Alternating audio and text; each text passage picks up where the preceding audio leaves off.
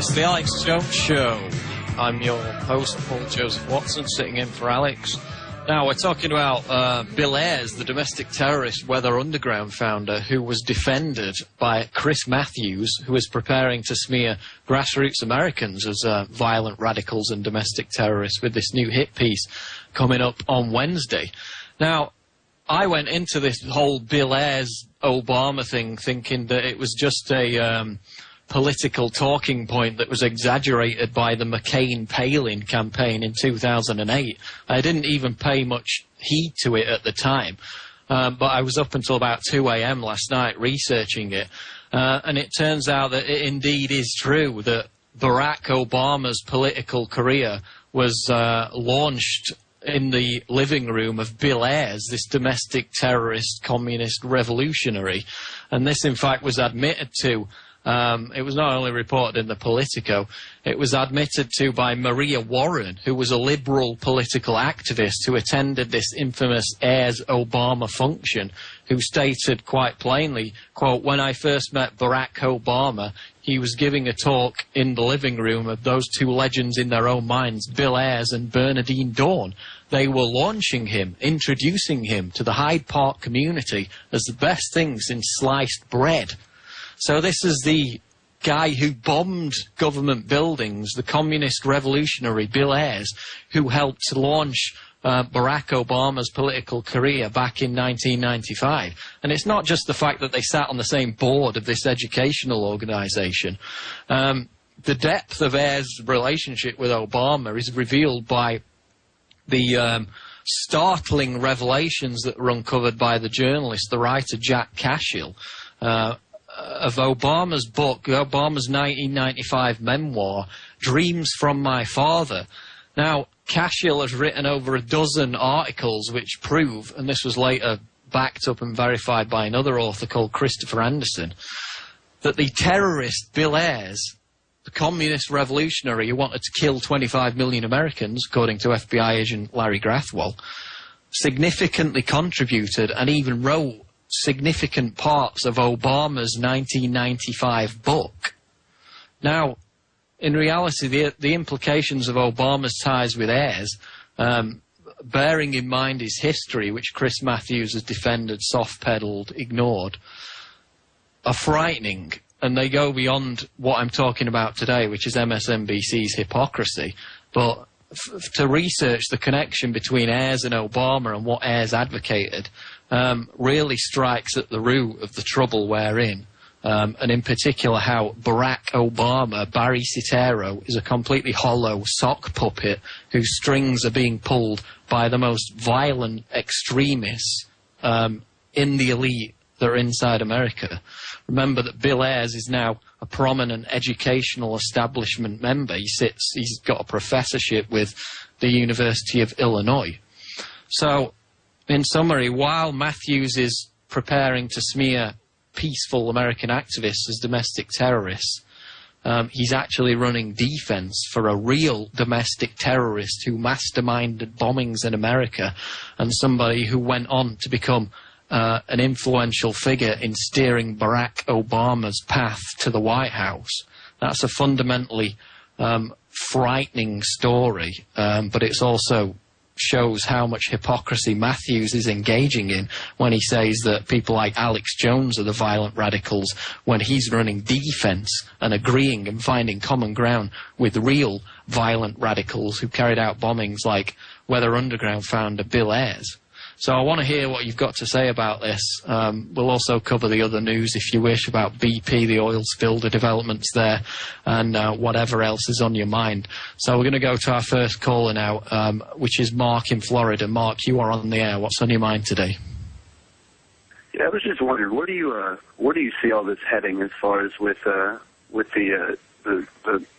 documentary, whatever you want to call it, that's about to be released on Alex Jones and all this, what they're trying to build up against, right-wingers and things like that. Where do you think that's headed, if that makes any sense? Yeah, I think it's clearly heading towards an attempt to shut down free speech, not only in terms of internet censorship, which we already see in developed nations like Australia, where they are now filtering websites which are deemed, quote, offensive Now, this is not China, this is not North Korea or anywhere like that. It's in Australia, and there are efforts to push that through both in the UK, which is already happening, and in America. So they're going to try and block out our websites. You've heard the Federal Communications Commission going after talk radio and also independent websites like Drudge Report with this so-called drudge tax, which is also a way of trying to financially eradicate independent bloggers and independent political news websites. And now if they demonize our free speech as violent radicalism, and certainly if they if events transpire which are carried out by people supposedly forwarding this violent extremism, which we've warned against, then that will be the pretext for increased censorship of not only the Tea Party, but basically anyone who opposes big government. And okay. in an off-subject kind of question, I'd seen on the news, did you see that they're trying to push Predator drones in U.S. airspace? Yeah, I saw that, and it clearly states that they're going to push to use them for law enforcement in America, and this is not just going to be on the border where people want to see them introduced for obvious reasons, but this is going to be Predator drones flying around inside the United States, not only spying on people, but eventually they're talking about them being armed as well. So this is a massive advancement of the police state, and it's basically saying that America is now no different from Iraq or Afghanistan, where the so-called, quote, insurgents are going to be targeted by these Predator drones, which are going to be armed with weapons as well as spy capabilities. So, yeah, that was in the Associated Press this morning, that they're now getting ready to introduce Predator drones inside the United States for law enforcement, which shows yet another advancement of this police state that's strangling us. Thanks for the call, Mark. We're going to go to Colby in New Hampshire. Colby, you're on the air. Hey, Paul. This is Colby. I was opening up my inbox this morning, and I got a message from Blizzard, the creators of the World of Warcraft series. And apparently they're integrating a Real ID security system into the game. And I thought this was an interesting development because as of 2008, there was 11.5 million people playing that game. And, that's kind of a frightening personal security breach, in my opinion, going in that direction.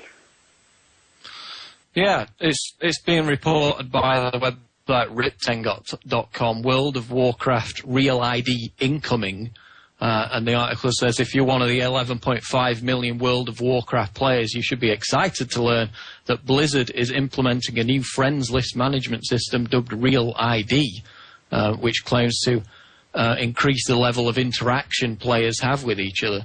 Now, do you know anything about exactly what users will be required to do as part of this Real ID system? Is it a kind of individual identification system?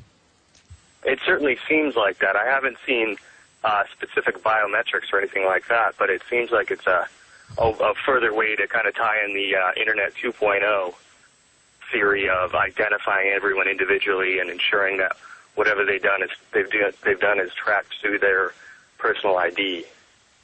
Right, yeah. It's kind of like how the Chinese wanted to individually identify bloggers by each giving them an ID number which they would be required to obtain before they could write anything on the internet.